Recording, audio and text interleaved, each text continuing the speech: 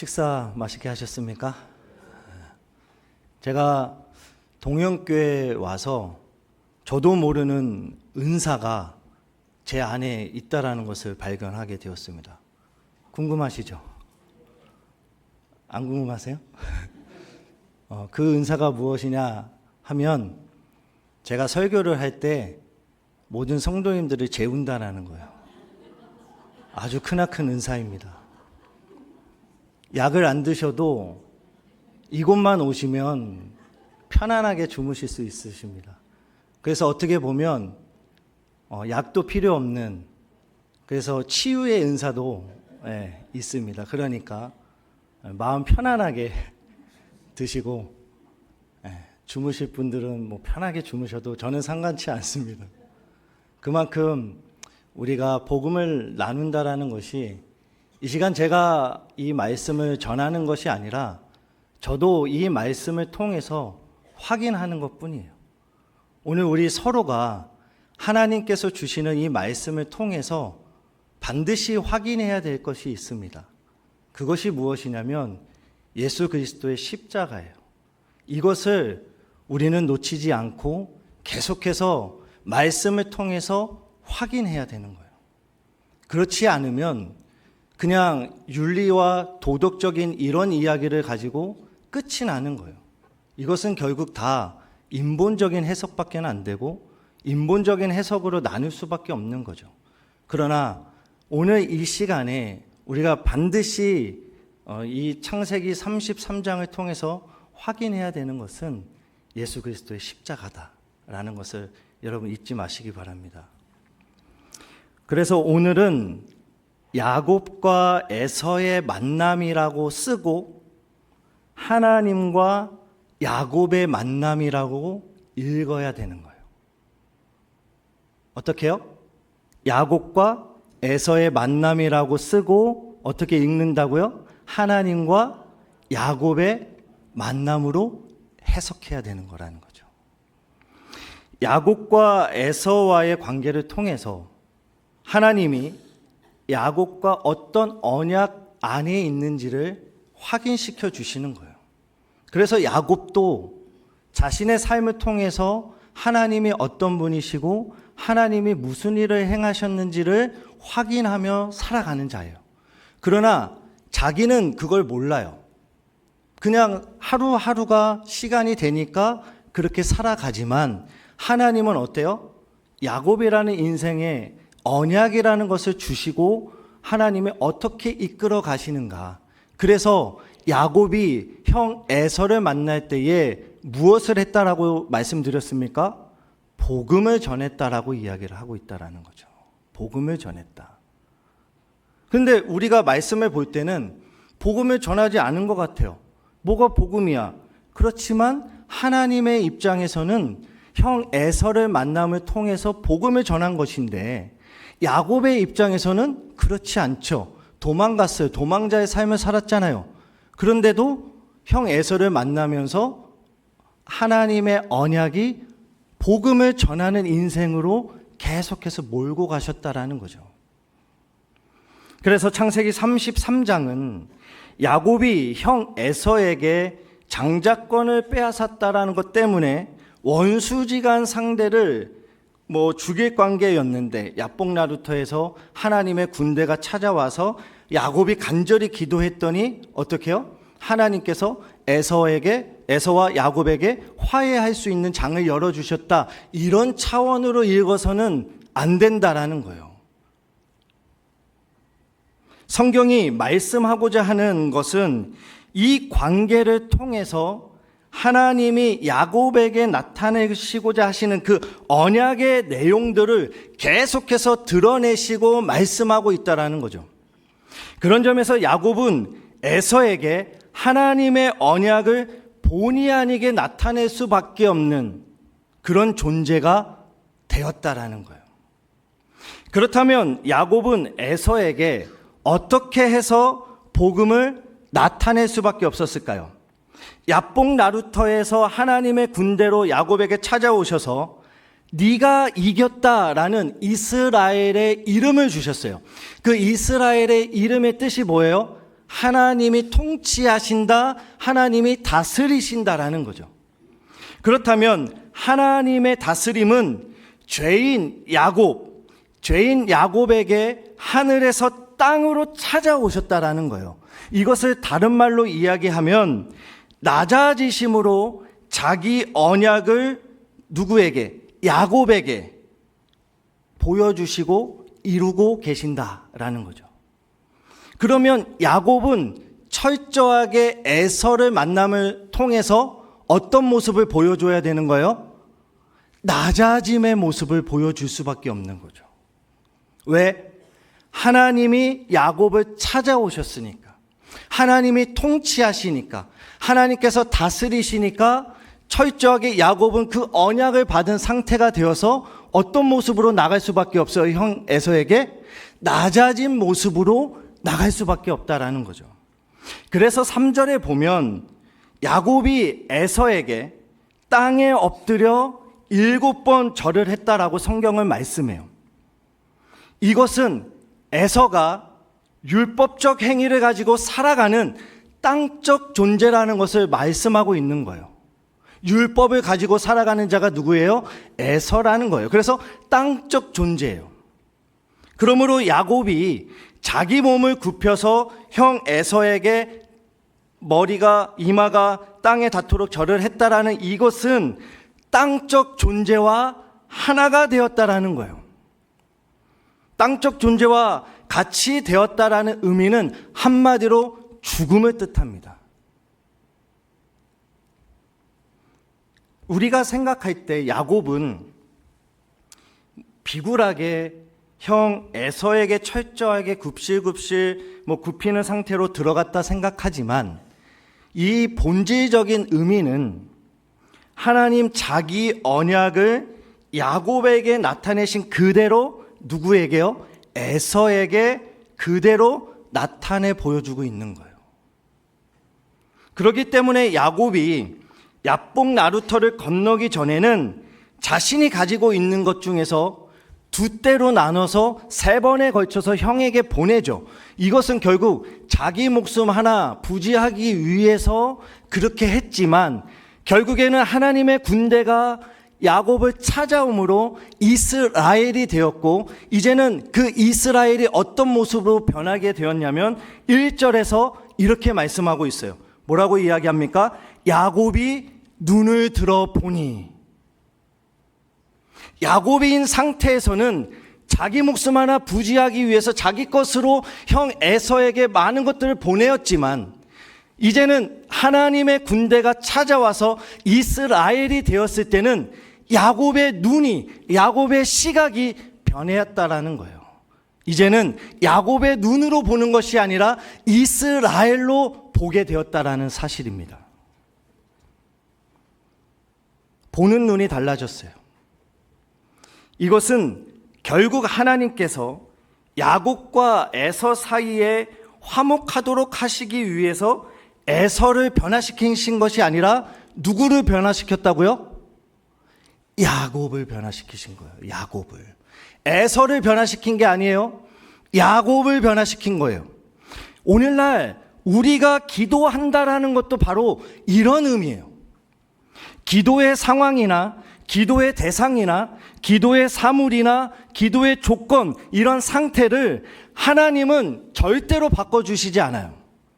기도는 내 자신이 바뀌어지는 거예요. 내가 보는 사건이나 내가 보는 사물이나 보는 시각이 바뀌어지는 거죠. 한마디로 말씀드려서 하나님의 뜻이 나를 장악해버리는 거예요. 그래서 나의 뜻이 이루어지는 것이 아니라 하나님의 뜻이 내 안에서 이루어지는 거죠. 바로 이게 기도예요. 예수님의 이름으로 기도합니다. 아멘. 이렇게 기도하잖아요. 우리가 많은 기도를 가지고 기도하다가 예수님의 이름으로 기도합니다. 아멘. 이것은 내 자신의 이름은 삭제되는 거예요. 누구의 이름만?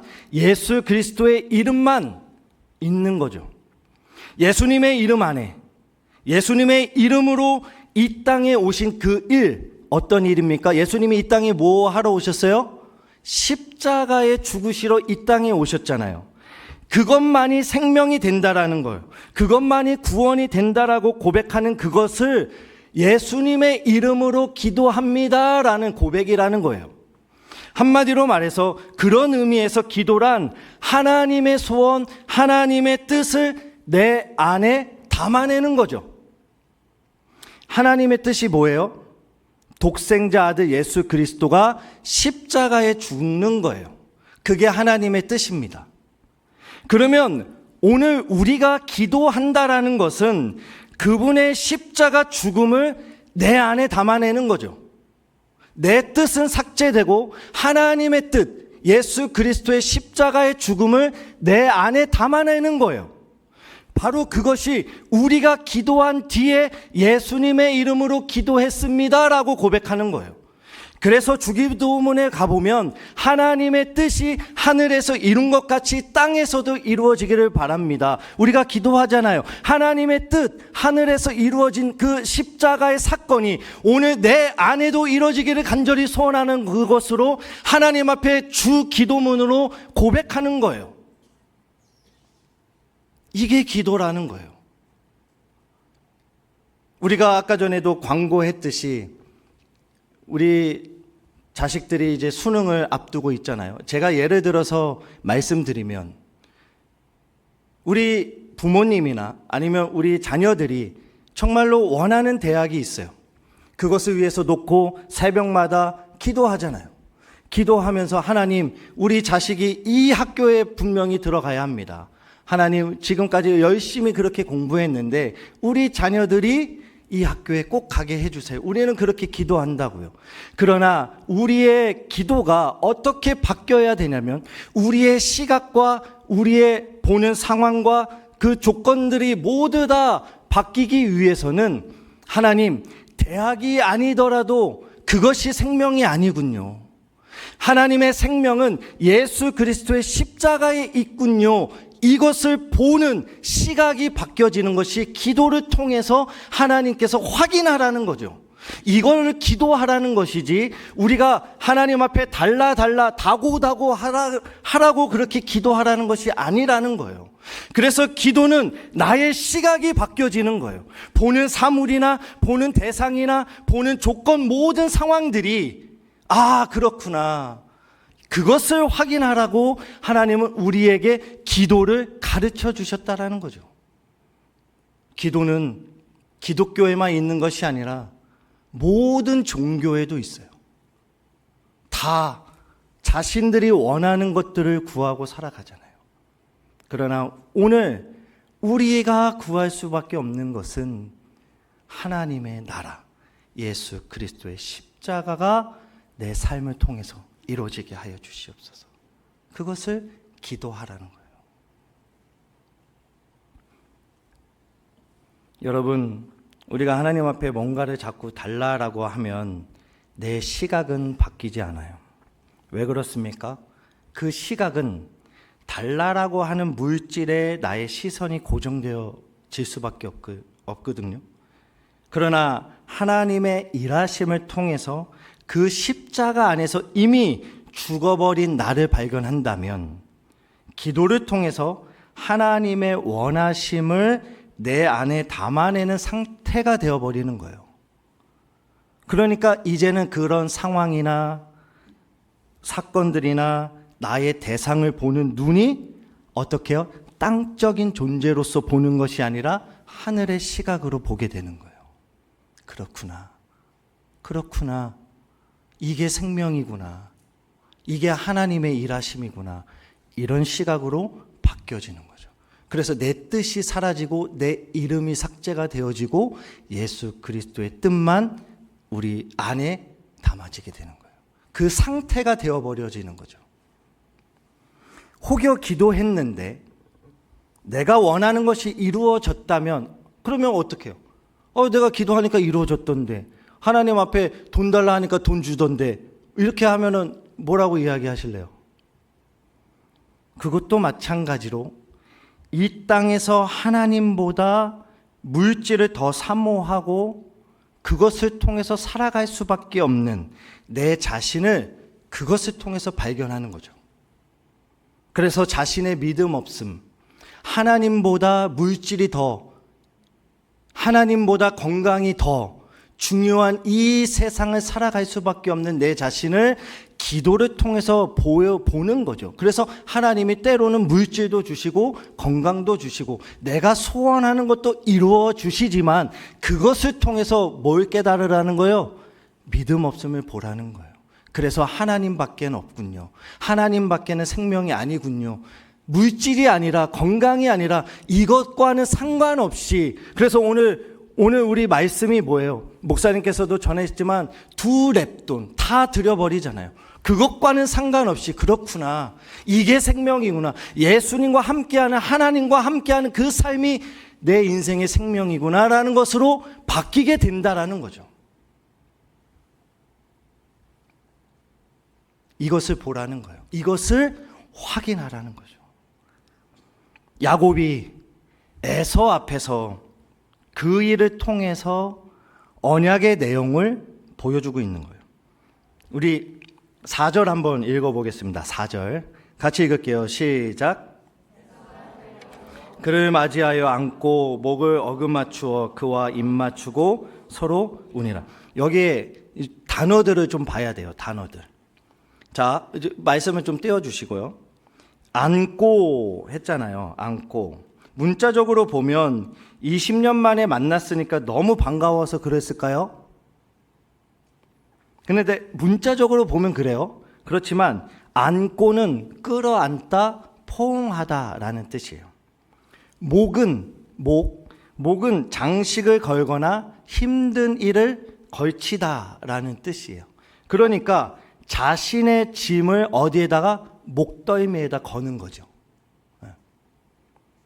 그리고 어긋맞추다라는 것은 받아들이다라는 뜻이에요. 받아들이다.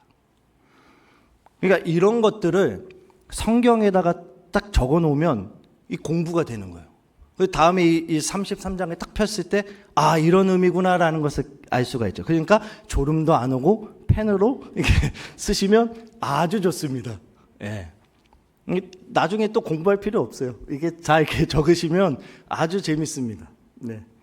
그러니까 지금 하나님의 언약 안에서 야곱에게는 하나님의 생명이 목에 걸려 있다라는 거예요. 그러나 에서에게는 자기 율법적인 땅적인 존재로 살아갔으니까 율법적인 행위가 어떻게 해요? 자신의 생존이 자신의 목에 걸려 있는 거예요. 에서의 목에는. 야곱에게는 하나님의 언약으로 하나님이 찾아오셨으니까 생명이 걸려 있지만 에서의 목에는 생존이 걸려 있다라는 거죠. 그러면 이것이 어긋맞아지면 어떻게 됩니까? 받아들여지게 된다라는 거예요. 그들이 서로 어긋맞춰지자 받아들여지게 되는데 결국 그 목들이 서로 받아들여지게 되면 하나님의 언약이 이길 수밖에 없는 거예요. 그래서 하나님의 언약인 야곱이 목이 에서를 받아줬다라는 뜻이에요. 입을 맞춘다라는 것도 같은 진리의 말을 한다라는 뜻입니다. 이 말씀을 단순하게 형제의 화목을 보여주는 사건이 아니라 쌍둥이였지만 두 진영이 하나의 진영이 되는 사건이죠. 쌍둥이가 같은 생각, 같은 말을 해야 하는 거잖아요. 그런데 이제까지는 두 진영으로 살았어요. 그래서 지금 그것이 하나가 되는 것을 4절에서는 그렇게 표현하고 있다라는 거예요. 안고, 어긋맞추고, 목을 어긋맞추고, 입을 맞추고 하는 이것을 그렇게 표현하고 있다고요. 그래서 이것이 근본적으로 어디에서 이렇게 되었습니까? 야곱과 에서의 관계를 통해서 누구를 보여주고 있는 거예요? 하나님과 야곱의 관계가 이 두 진영이었잖아요. 그러나 하나님이 야곱을 찾아오심으로 야곱의 장막을 뚫고 들어오셔서 하나님의 장막으로, 하나님의 집으로, 진영으로 만들어 버리시는 사건이었잖아요. 그것을 제가 32장에서 두 번에 걸쳐서 말씀을 드렸어요. 점령한 상태예요. 야곱을 점령해버린 거죠, 하나님께서. 그래서 화목은 하나님 편에서 찾아오심으로 이루어지는 거예요. 결국 하나님께서 나에게 예수 그리스도로 찾아오셨다라는 이 말은 한마디로 하나님의 군대가 나를 점령해버렸다라는 말과 같은 말이에요. 그래서 하나님께서 내 장막 안에 들어오셔서 하나님의 장막으로 만드시는 사건이 한마디로 뭐냐면 구원이라는 거예요. 구원. 무엇 때문입니까? 우리는 작고 땅적인 존재로서 율법적인 그런 행위들을 가지고 넘보려고 해요. 무엇을? 하나님의 생명을, 율법을 가지고, 행위를 가지고 자꾸 하늘의 것들을 자꾸 넘보니까 하나님께서 십자가로 막아버리시는 거죠. 차단시키시고 하나님이 이젠 직접 찾아오시는 거예요. 그래서 우리를 점령해 버리시는 거죠. 그것이 한마디로 구원이라는 거예요. 구원. 그래서 화목을 이루신 분은 야곱 언약 안에서 보여주신 언약의 성취자이신 예수 그리스도예요. 우리 로마서 5장 10절 11절을 같이 한번 읽어보도록 하겠습니다. 5장 10절 11절 같이 읽을게요. 시작.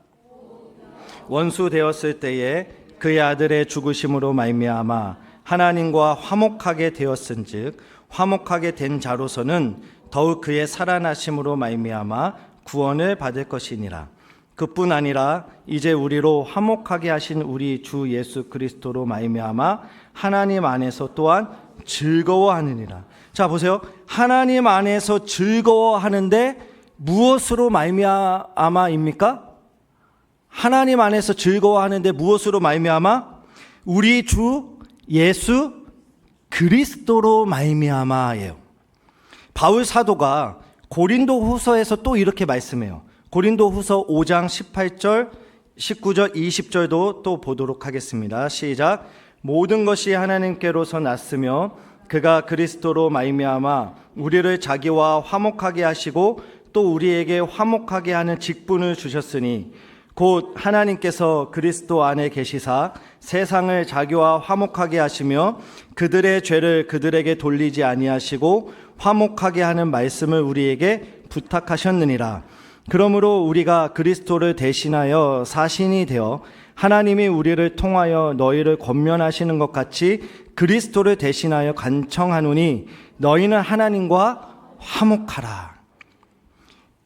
지금 하나님 안에서 즐거워하는데 우리 주 예수 그리스도로 말미암아 즐거워지는 거죠. 그리스도 안에서 화목을 이루는 것이 있다라는 것을 보여주고 흘려주고 넘겨주고 화목하게 하는 말씀을 우리에게 부탁하셨다라는 거예요. 결국 하나님과 화목하게 되는 것을 말씀하고 있는 거죠. 그래서 18절을 다시 보시면 우리에게 화목하게 하는 직분을 주셨으니, 여기서 직분은 직분이 아니라 직무예요. 직무, 일이에요. 직분이 아니에요. 뭐 집사, 목사 이런 직분이 아니라 일을 나타내고 있는 거예요. 우리에게 직무를 주신 것은 사람을 전도해서 화목하게 하라는 말이 아니에요. 사람들에게 진리를 넘겨주는 일을 통해서 하나님과 화목하게 된 것을 확인하라는 거죠. 중요해요. 지금 우리가 사람들 많이 전도해서 교회 나오지 않는 사람들 다 불러다가 그 사람들과 화목하게 지내는 것을 이야기하는 것이 아니라 하나님의 말씀이 우리에게 임했어요. 그 말씀을 상대에게 전했을 때에 흘려주고 그 상대에게 그것을 넘겨줬을 때에 내가 하나님과 화목한 상태에 있는지를 확인하라는 거예요. 교회가 목사와 성도들 간에, 성도와 성도들 간에 화목하게 만드는 이것이 교회의 목적이나 본질이 아니라는 거예요. 이미 복음 안에 있으면 다 화목한 상태로 드러나게 되는 거예요. 우리가 서로 사랑합시다. 화목하게 지냅시다. 그래서 그리스도의 모습을 드러냅시다. 이것은 아니라는 거예요. 지금 이 말씀이. 다시 말씀드려서 그리스도의 복음이 우리를 장악하고 있으면 우리는 화목한 상태가 되어버린다라는 거예요. 십자가의 사랑을 드러낼 수밖에 없는 모습일 수밖에 없다라는 것을 말씀하고 있는 거예요. 지금 상태를 이야기하고 있는 거지, 그렇게 합시다, 그렇게 해보자, 이런 이야기가 아니에요. 그래서 전도라고 하는 것은 하나님과 화목하게 된 것을 확인하는 거예요. 제가 아까 전에는 기도에 대해서 말씀드렸지만 지금 전도예요. 전도는 하나님과 화목한 상태에 있는가를 확인하는 작업이에요. 그것을 전도를 통해서 하나님이 나타내 보여주고 있는 거죠. 그래서 전도에서 사람들 교회에 많이 모이게 하고 예수 믿게 해서 천국 백성을 삼는 그것은 성경에서 말씀하는 전도의 본질이 아니에요. 결국 우리가 복음을 드러내므로, 즉 상대방이 복음을 잘 모르면 어떻게 해요? 이미 복음을 받아들인 사람이 복음을 잘 해석해서 그 상대방에게 복음을 전하잖아요. 전했을 때에 그 사람이 받아들이든 받아들이지 않든 그것과는 상관없이 내가 복음을 전했을 때에 내가 하나님과 화목한 상태에 있구나라는 것을 확인하라는 거예요. 그것을 전도라는 것을 통해서 하나님이 허락하신 거예요. 믿지 않는 사람 막 다 불러다가 막 이렇게 오게, 이것도 하나님이 우리가 이미 화목한 상태 안에 있으면 하나님은 한 사람 한 사람 보내어주세요. 그러나 심는 이도 거두는 이도 하나님이시죠. 그래서 우리는 때를 얻든지 못 얻든지 어떻게 해요? 전하는 거예요. 그래서 열심히 전도하세요. 전도를 통해서 내가 하나님의 은혜 안에 있구나, 그 상대방이 복음을 듣던 듣지 않던 상관없이 내가 하나님의 은혜 안에 있구나, 내가 생명 안에 있구나를 확인하는 작업이 전도를 통해서 하나님이 허락하셨다라는 거예요. 우리 동영교회가 성도들 많이 모으는 것도 중요하지만 그것보다도 더 중요한 것은 내가 하나님과의 생명 안에 있느냐, 내가 하나님과 화목 안에 있느냐를 보라는 거죠. 확인하라는 거예요. 이 말씀이에요. 지금 고린도 이 말씀이. 근데 우리는 이제까지 내 자식들을 어떻게 해서든지 교회 끌고 오게 하고, 내 믿지 않는 내 남편과 내 아내를 끌고 와서 정말로 어떻게 해서든지 믿게 하려고 하는 그런 마음도 중요하지만 그것보다도 더 중요한 것은 나와 하나님과의 관계가 어떤 상태에 있는가를 확인하라는 거죠. 그게 중요하잖아요. 그것을 전도라고 이야기하는 거예요. 지금 그것을 야곱이 에서에게 전하고 있는 거예요.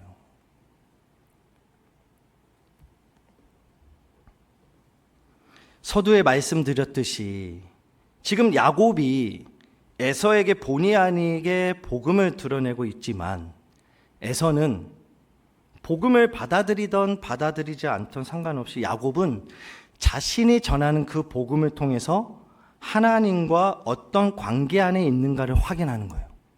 야곱에게 있어서. 이런 의미에서 우리는 열심히 전도해야 돼요. 그래서 내가 하나님과 어떤 상태에 있는지를 자꾸 확인해요. 그래서 교회에 오셔도 내가 하나님과 어떤 관계에 있는지, 그리고 말씀을 봐도 이제 우리 묵상하잖아요.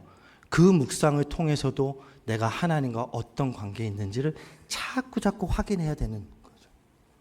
은혜를 받자, 그것이 아니라 확인하시라는 거예요. 저도 우리 성도님들에게 은혜를 끼치기 위해서 이 자리에 서 있는 것이 아니라 저 또한 복음을 통해서 여러분들에게 전해드린 이 복음을 통해서 저 또한 하나님의 은혜 안에 있는지를 확인하는 작업이에요. 그래서 저도 하나님의 은혜가 아니면 하루도 살아갈 수가 없는 거죠.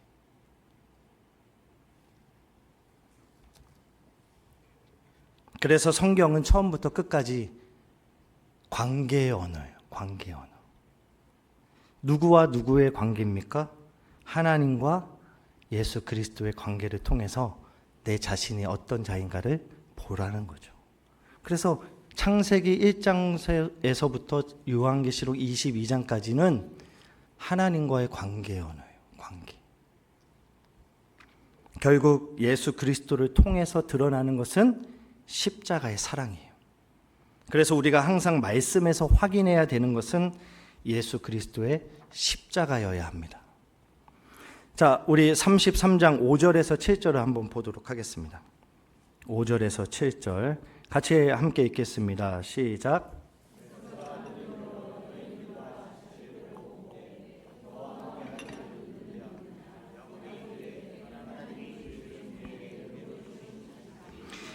그때의 여종들이 그의 자식들과 더불어 나와 절하고 레아도 그의 자식들과 더불어 나와 절하고 그 후에 요셉이 라헬과 더불어 나와 절하니. 지금 아내들과 자식들도 에서에게 나와서 절함으로 역시 낮아진 상태를 보여주고 있어요. 요셉도 절했다라고 이야기해요. 특별히 요셉을 따로 언급하는 이유가 나중에 이제 우리가 계속해서 창세기를 가보면 요셉이 등장하잖아요. 그러면 이스라엘이 요셉에게 절하게 될 것을 반전의 메시지를 주기 위해서 지금 요셉을 따로 언급하고 있는 거예요.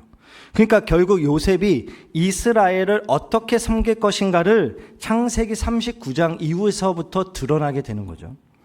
그러면서 33장 8절에서 에서가 또 이르되 내가 만난 바 이 모든 때는 무슨 까닭이냐.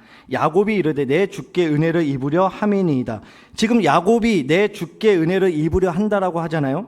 그것은 하나님의 군대가 야곱을 점령한 것처럼 야곱이 복음으로 에서를 점령해야 된다라는 거예요.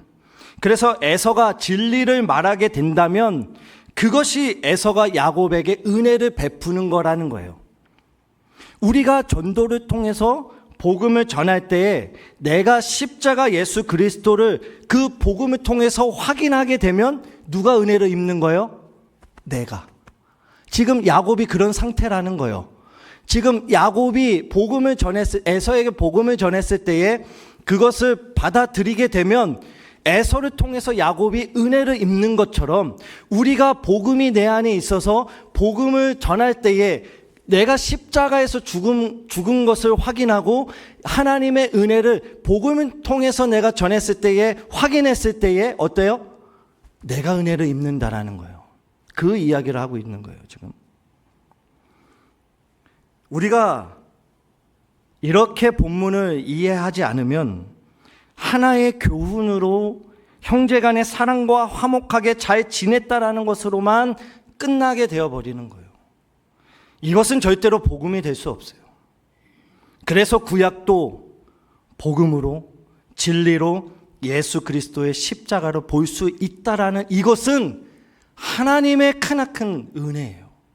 오늘 우리가 이 구약도 예수 그리스도의 십자가로 볼 수 있다라는 것은 정말로 기뻐하셔야 돼요. 야, 구약도 어떻게 이렇게 복음으로 네가 잘나서냐? 아니에요. 제가 잘나서가 아니라 하나님의 간섭하심이 이렇게 우리를 여기까지 끌고 오셨다라는 거예요. 그래서 이 구약도 이렇게 복음으로 십자가로 예수 그리스도로 볼 수 있다라는 이 은혜가 얼마나 큰지를 우리가 이 오후 예배 정말로 피곤한 이 시간에 확인하는 거죠.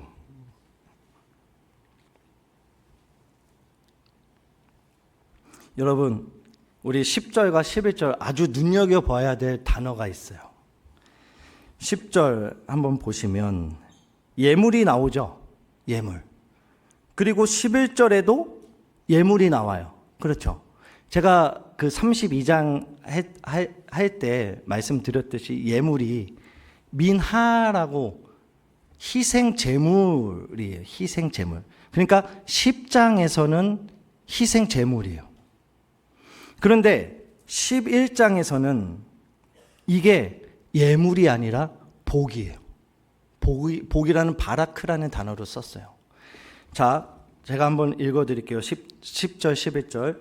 야곱이 이르되 그렇지 아니하느니이다. 내가 형님의 눈앞에서 은혜를 입어 싸우면 청하건대 내 손에서 이 희생 제물을 받으소서.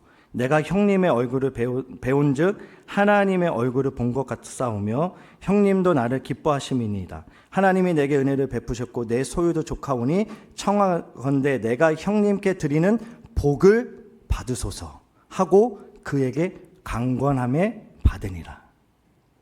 그러니까 10절에서는 희생 제물이지만 11절에서는 복이에요. 근데 아브라함의 우리가 아브라함 사건을 12장에서 그 사건을 보지 않았지만 아브라함을 축복할 때에 바라크를 썼어요. 그 복이라는 단어를 썼는데 거기에는 복과 함께 뭐가 들어가 있냐면 저주도 함께, 저주하다라는 뜻도 들어있어요.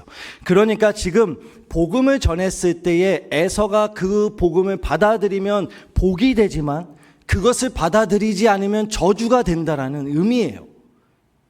지금. 그런데 받아들여요? 받아들이지 않아요? 9절에 보니까 어떻게 합니까? 에서가 이르되 내 동생아 내게 있는 것이 족하니 내 소유는 내게 돌아. 뭐요? 나도 많다라는 거예요. 야야 집어쳐 괜찮아. 지금 에서도 부자예요. 400명의 장정을 데리고 올 정도면 부자예요. 근데 예물을 주려고 할 때에 야야 됐어. 그 재물 너 가져. 필요 없어. 지금 하잖아요. 이게 뭐예요? 성경에서 말씀하는 부자예요, 부자. 나도 내 스스로 구원을 이룰 수 있어.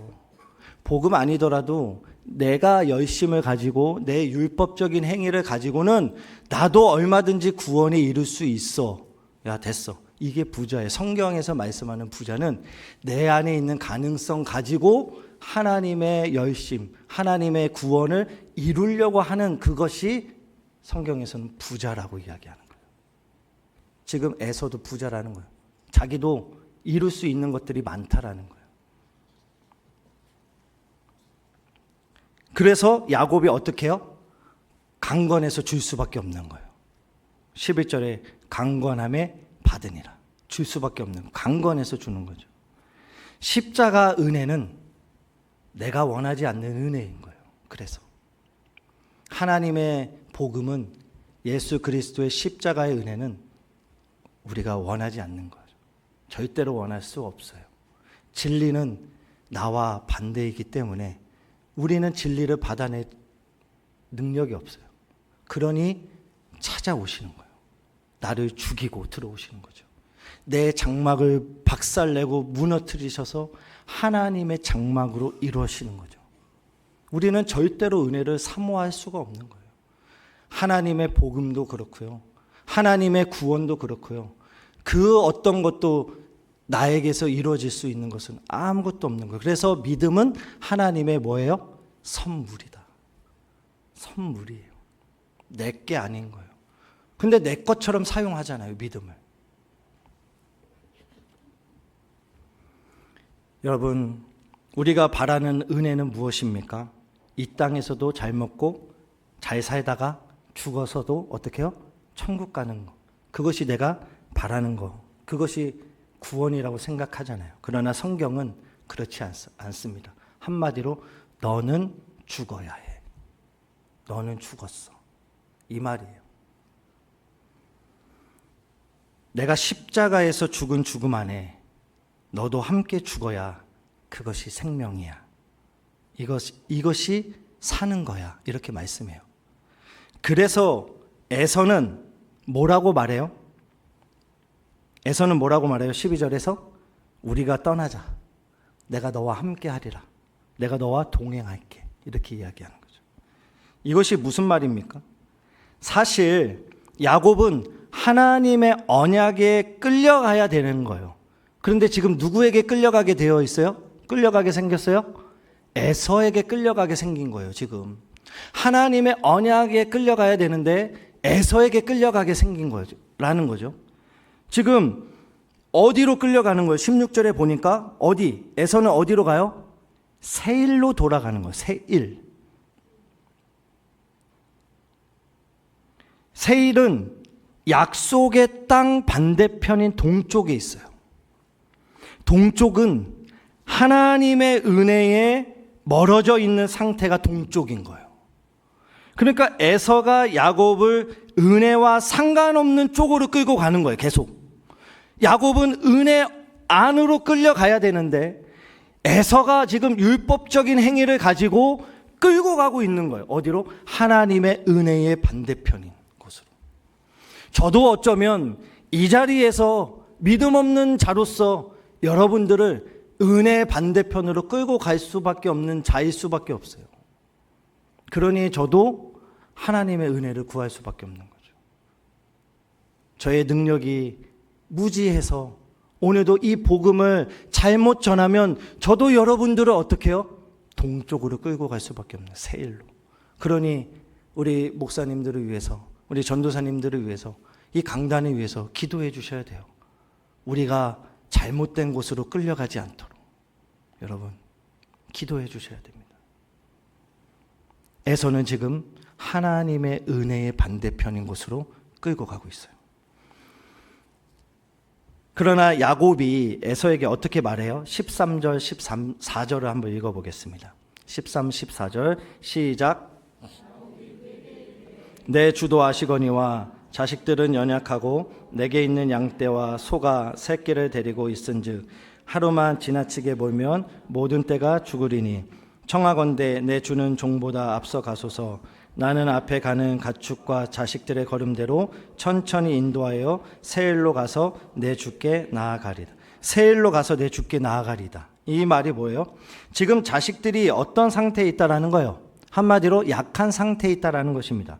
양떼와 소가 새끼를 데리고 하루만 지나치게 몰면 다 죽어버린다라는 거죠.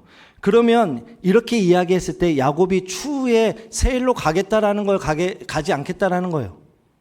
가지 않겠다라는 거잖아요.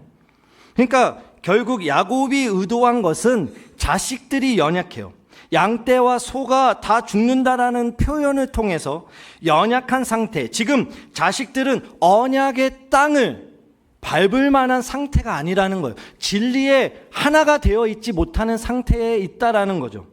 그러니까 그 언약의 땅을 좀 더 분명하게 확인시켜 줄 필요가 있다라는 거예요. 그 의미예요, 지금. 그래서 그것이 나중에 세일로 가겠다라는 표현을 쓰고 있는 거예요. 그렇지만 안 가는 거죠. 그래서 야곱이 어디로 가요? 숫곳이라는 곳으로 머물러요. 이 숫곳이라는 뜻은 피난 장소, 오두막이라는 뜻이 있습니다. 지도를 보게 되면 숫곳이 두 곳에 있어요. 이렇게 위와 밑에. 근데 밑에는 그 애굽, 람셋, 거기에서 애굽 해가지고 어디로 가냐면 숫곳으로 가거든요. 그러니까 한마디로 무엇을 이야기하냐면 애굽에서, 람셋에서 벗어난 곳도 숫곳이에요. 애굽을 완전히 벗어났다. 수치를 굴러가게 했다. 그래서 하나님의 언약의 땅으로 갈 것이다. 완전히 벗어나서 어디로? 하나님의 언약의 땅으로 간다라는 표현인 거죠. 너는 거기에 지금 뭐하러 왔다? 피난 와 있어. 피난 와 있어. 이 의미를 충분하게 알려줄 수 있는 장소가 어디냐? 숫곳이라는 거예요. 숫곳을 건너서 세겜에 들어가게 되는 거죠. 그리고 나중에 어디로 갑니까? 베델로 가게 되는 거예요. 이것을 18절에서 뭐라고 이야기합니까? 18절 평안히라는 거예요. 평안히. 야곱의 생애 중에 유일하게 평안히라는 말이 여기 처음 나와요. 평안히. 야곱에게 평안히라는 단어가 붙은 것이 처음이라는 거예요. 이제는 없어요. 이 평안이라는 단어는 여기가 처음이에요. 그러니까 하란에서 숫곳, 숫곳에서 세겜으로 넘어가는 이것이 하나님께서 자기 언약의 땅으로 이끌고 계신 상태다라는 거죠. 이것을 평안히 가고 있다라고 말씀하고 있어요. 하나님의 언약의 말씀에 잘 이끌려 가고 있다라는 것을 평안히로 표현하고 있는 거죠. 자, 그러면 이 세겜은 아브라함도 거쳤던 장소예요. 숫곳이든 세겜이든 이 두 지명 역시 동시에 하나님의 언약에 의해서 언약대로 잘 이끌려 가고 있는 상태를 보여주고 있는 거예요. 그래서 이제 야곱은 20절에 보니까 뭐라고 고백해요? 엘렐로 이스라엘이라 부르잖아요. 이스라엘의 하나님이다. 이제는 이삭 아버지의 하나님이 아니라 야곱의 하나님, 자신의 하나님으로 고백하고 있는 거예요. 그러면 야곱이 지금 어떤 상태가 되었다라는 거예요? 진짜 죽은 상태가 되는 거예요. 진짜 하나님이 이스라엘이 되었잖아요. 이제는 아버지 조상의 하나님, 아브라함의 하나님, 이삭의 하나님이었는데 그 하나님이 엘렐로 이스라엘, 이제 진짜 하나님이 내 하나님이 되었으니까 어떤 상태가 되는 거예요? 이젠 야곱이 완전히 죽어버리는 상태가 되는 거죠. 그 상태가 뭐냐? 창세기 34장의 디나의 강간 사건이 드러나는 거예요. 그래서 이것은 다음에 볼게요. 이 디나의 강간 사건이 그래서 나타나게 되는 거예요. 이거는 다음 시간에 우리가 보도록 하고, 이제 끝났습니다. 이제 한숨 거두셔도 돼요. 이제 다 끝났어요. 여러분, 이제 진짜 박살내시는 사건이 34장의 디나 강간 사건인 거예요.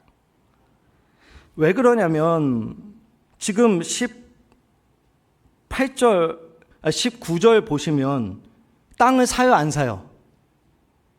세겜에 들어가서 세겜의 아버지에게 하몰의 아들들의 손에서 땅을 사잖아요. 밭을 사잖아요. 떠나겠다라는 거예요? 떠나지 않겠다라는 거예요? 안 떠나겠다라는 거예요. 그러니까 하나님이 디나를 통해서 그곳을 떠나게끔 만드시는 거예요. 미리 보기 했습니다. 여러분, 근데 이것이 평안이래요. 야곱에게 붙은 평안. 역설이죠. 평안이 하나님께서 잘 이끌고 계신다라는 거예요. 우리가 생각하는 형통 평안은 내가 바라고 원하고 내가 계획하고 꿈꿔왔던 것이 이루어지는 것을 평안이고 형통이라고 생각하지만, 하나님은 자기 언약대로 이끌어 가시는 것을 형통 평안이라 말씀해요. 그것을 가장 확실하게 보여주는 사건이 요셉의 형통이에요. 요셉. 그래서 요셉의 하나님이 없잖아요. 야곱의 하나님에서 딱 끝나잖아요. 아브라함의 하나님, 이삭의 하나님, 야곱의 하나님, 요셉의 하나님을 이야기하지 않잖아요. 그러니까 야곱의 족보 속에 요셉이 들어가서 요셉이 야곱의 삶을 살아가는 거예요. 더 구체적으로 요셉이 야곱의 삶을 보여주는 거죠. 그 형통이 무엇이냐? 꿈을 통해서. 근데 그 꿈이 하나님께서 담아 놓으신 거죠. 그것을 꿈이라고 표현한 것뿐이에요. 그 하나님의 뜻, 아까 전에 우리가 기도를 통해서 말씀드렸잖아요. 그것이 요셉의 속에 들어가 있었던 거예요. 그러니까 그렇게 고난스러운 건데 그것이 평안이라는 거죠. 하나님은 디나 사건을 일으켜서라도 하나님이 원하시는 자리인 베델까지 야곱을 끌고 가시는 거예요. 그런데 어떻게 해요? 평안히 끌고 가시는 거예요. 그렇게 해서 하나님은 결국 이스라엘로 드러내시는 거죠. 하나님이 원하시는 자리로 인도하신다라는 것은 단순히 베델이라는 지명적인 장소가 아니라 오늘도 우리에게 필요한 장소예요. 바로 예수 그리스도를 아는 자리예요. 예수 그리스도를 믿는 자리예요. 하나님의 집이 되는 자리. 그것이 바로 어디예요? 베델이라는 거예요. 여기까지 우리를 하나님이 숫곳도 세겜도 우리에게 자꾸 일어나는 거죠. 우리의 삶을 통해서 숫곳도 일어나게 되고 세겜의 사건들도 일어나게 되어서 우리가 결국은 어디로? 예수 그리스도를 아는 십자가의 자리로 가는 거예요. 지금 우리가 그런 과정 속에 있는 거예요. 그러나 이것은 다 각자의 상황, 각자의 처지가 다 다릅니다.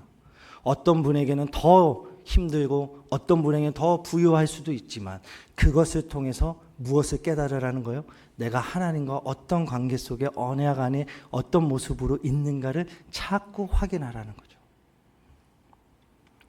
그래서 우리 안에 십자가 은혜밖에 없습니다. 이게 생명이군요. 이것을 고백하게, 토해내게 하실 거라는 거예요. 근데 우리 입에서는 이런 고백이 나오지 않아요. 절대로 이런 고백을 내뱉을 수가 없어요. 그러니 주님이 우리를 찾아오셔서 이 고백을 할 수밖에 없는 자리로 끌고 가시는 거예요. 그래서 거기에서 마지막에 두 손 들고 고백을 내뱉게 하시는 거죠. 이게 은혜입니다. 이게 평안이에요. 이렇게 우리를 끌고 가실 것입니다. 여러분, 잘 끌려가시기 바랍니다.